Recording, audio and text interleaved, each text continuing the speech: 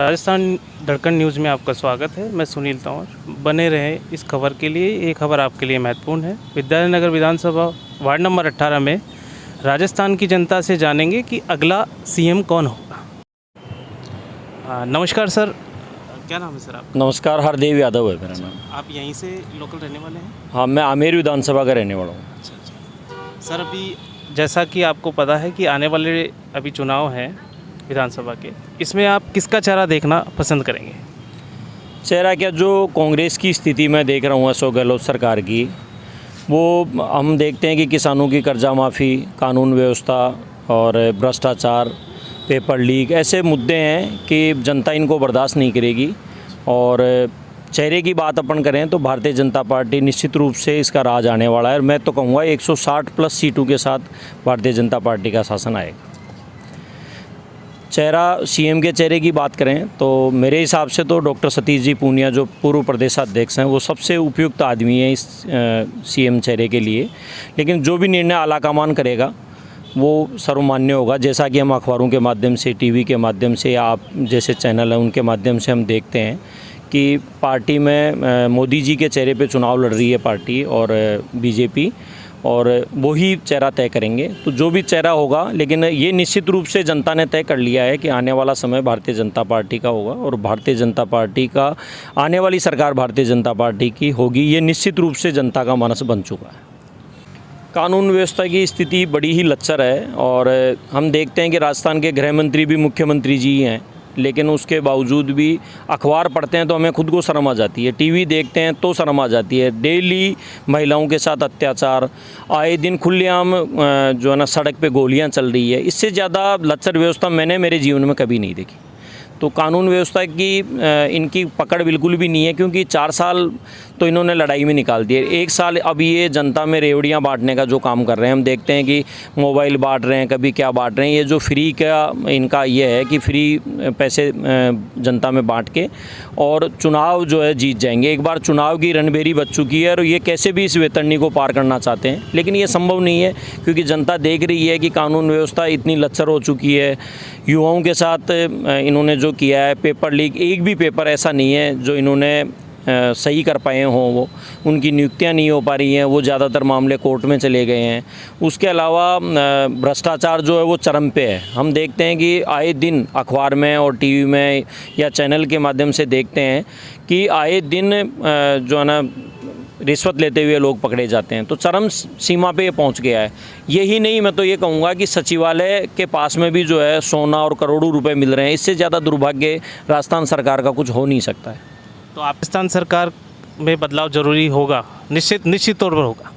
ये तो तय ही है, जनता का मानस बन चुका है। क्योंकि मैं तो देखता हूँ, अभी भी आप पार्क में आप भी सर्वे कर रहे हैं, यहाँ पे भी 99% लोग यही कह रहे हैं कि कांग्रेस का जाना तो तय है और भारतीय जनता पार्टी का आना निश्चित रूप से तय है। ठीक है सर, आपका धन्यवाद, आप हमारे साथ बने रहे। धन्यवाद। ठीक। काशीनाथ मिश्रा। आप क्या यहीं के रहने? मैं यूपी का रहने वाला हूँ, बनारस का रहने वाला हूँ। यहाँ मोदी जी का क्षेत्र है, वहाँ से रहने वाला हूँ। और यहाँ कितने टाइम से रह रहे हैं सर आप? यहाँ लगभग हो गया 5 साल हो गए हमको। 5 साल हो गए। अच्छा, तो सर मैं ये जानना चाह रहा हूँ आपसे कि अभी राजस्थान में जो चुनाव होने वाले हैं, इसमें आप किसका चेहरा देखना पसंद करेंगे? मैं तो बीजेपी का सपोर्टर हूँ। मैं बीजेपी को सपोर्ट करूँगा, जो देश के लिए काम करती है, राष्ट्र के लिए काम करती है। तो उसी का नहीं करती कम से कम। आप राष्ट्रीय में जाना चाहते हैं? एकदम राष्ट्रीय में जाना चाहते हैं। राष्ट्रीय सब कुछ सर। अब देखिए मुसलमान का इनका एक इनका प्रोग्राम है, किसी तरह से पूरा हिंदुस्तान मुसलमान बन जाए। सारे अनपढ़ है, कुछ इनको अक्ल नहीं है। इनको तो 57 देश मार काट के बनाए हैं, तलवार के बल पर जीत के बनाए हैं। वहाँ क्या प्रोग्रेस? कोई प्रोग्रेस नहीं, खाली मार काटी वहाँ। और तो क्या हालत है, देश के बच्चों सबकी क्या उन्नत कभी नहीं करेंगे। बस इनका रहेगा कि कब्जा कर लो। और यहाँ कांग्रेस इनको सपोर्ट कर रही, चाहे कर्नाटक में हो, चाहे यहाँ भी जाकर सपोर्ट की। कोई हमारा हिंदुओं का कोई त्यौहार जाएगा तो पत्थर फेंकेंगे। एक आप न्यू में देख लीजिए, इनका क्या खाली इनका विनाश का खाली कारण है। कंस्ट्रक्शन का कोई रुचि नहीं है। तो हम तो आपका मानना है कि अब के राजस्थान में चेहरा चेंज बदलना चाहिए और बीजेपी आना चाहिए जी एकदम। सर, और यहाँ की कानून व्यवस्था के बारे में आप क्या कहना चाहते हैं?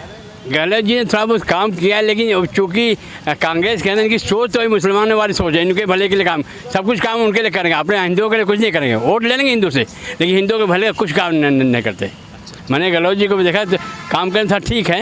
उनके यहाँ आपकी वसुंधरा थी, वसुंधरा को लोग कहते हैं कि जो है एंटी मतलब लोग हैं, यहाँ के लोग बताते हैं कि वसुंधरा नहीं, लेकिन नहीं जो यहाँ मोदी जी के नाम पर वोट मिलता है। मेन तो मोदी को लोग देख, पार्टी बीजेपी को नहीं देखता।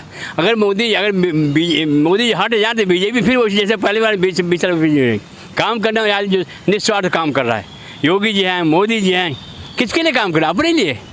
माँ बाप मर जाते उसके बाद वहाँ भी नहीं जाता और दुनिया के लिए काम करते रहते, एक पैसा चोरी नहीं करते। अखिलेश यूपी में अखिलेश जी हैं, और 50 करोड़ का बंगला बनाए, कहाँ मतलब आइलैंड क्या सब खरीद लिया, कहाँ से किया? हमारा आपका पैसा खर्च के। अगर यही कांग्रेस जो आज पूरा अन्न मिल रहा है, सबको 5 रुपये का अन्न मिल रहा है, कांग्रेस नहीं मिलता, क्यों नहीं? क्योंकि चुराते पैसा ही, क्योंकि मोदी नहीं चुराए उस पैसे का दुनिया बांट रहे, लोगों में बांट रहे। तो हमको तो वो उसको देखना जो देश का राष्ट्र है। मोदी जी ने देश का नाम कहाँ से कहाँ कर दिया, कहाँ पहुँच गया देश? 10वें से 5वें से पहले मूडीज और बाहर की बहुत एजेंसियाँ जो है वो तो कह रही फर्स्ट पोजीशन पे इंडिया।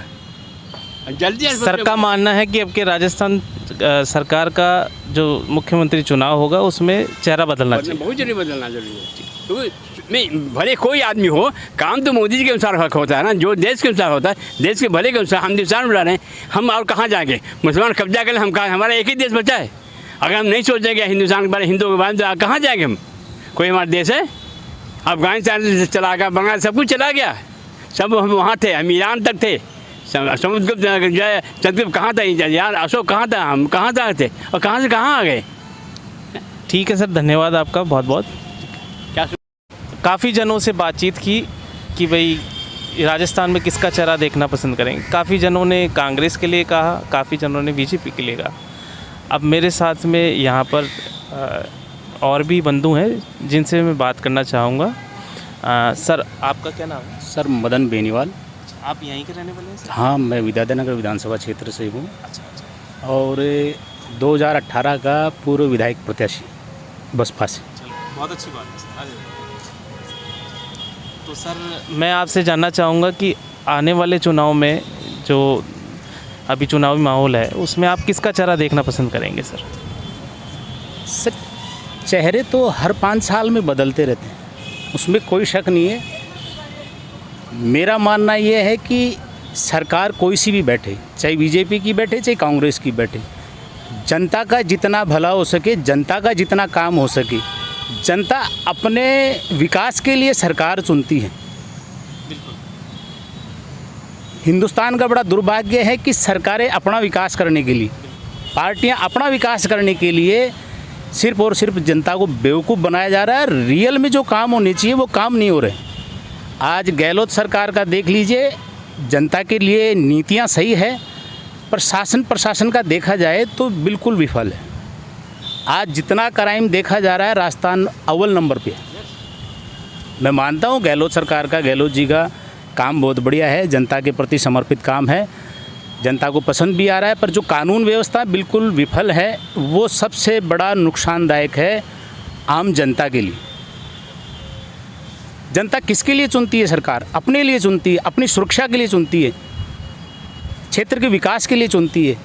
पर जब पार्टियां जीत करके जाती है तो वो सिर्फ अपनी पार्टी का विकास करता है, जनता का विकास नहीं करता। आज अगर जनता का विकास करता, कानून की व्यवस्था का अगर सही ध्यान रखता, तो शायद मेरे ख्याल से जो आए दिन बलात्कार हो रहे हैं, और बलात्कार करने के बाद में उस बच्ची को भट्टी में डाल दिया जाता है, कितना बड़ा दुर्भाग्य है। आज अगर कानून व्यवस्था सही होती तो सटीक जवाब होना चाहिए था ना, ओनली 15 डे के अंदर उसको फांसी होनी चाहिए, तब तो है राजस्थान में कानून व्यवस्था, नहीं तो माफिया राज। देखिए यूपी कितना सुधरा है, कितना अच्छा योगी जी के बल में कितना सुधरा हुआ है सर। यूपी देखिए, वहाँ जो किसी की हिम्मत नहीं कोई गलत कोई कर सके, तो इधर थोड़ा बहुत हो जाए कोई बात नहीं, लेकिन वो करना चाहिए। सब विकास कहाँ से करेंगे? ये पैसा सब चुरा के अपने परिवार सबके लिए परिवार बात बनाते हैं। जब पैसा मोदी योगी जिनको कोई परिवार नहीं, किसके लिए चोरी करेंगे? इसीलिए हमारे आपके लिए काम करते हो।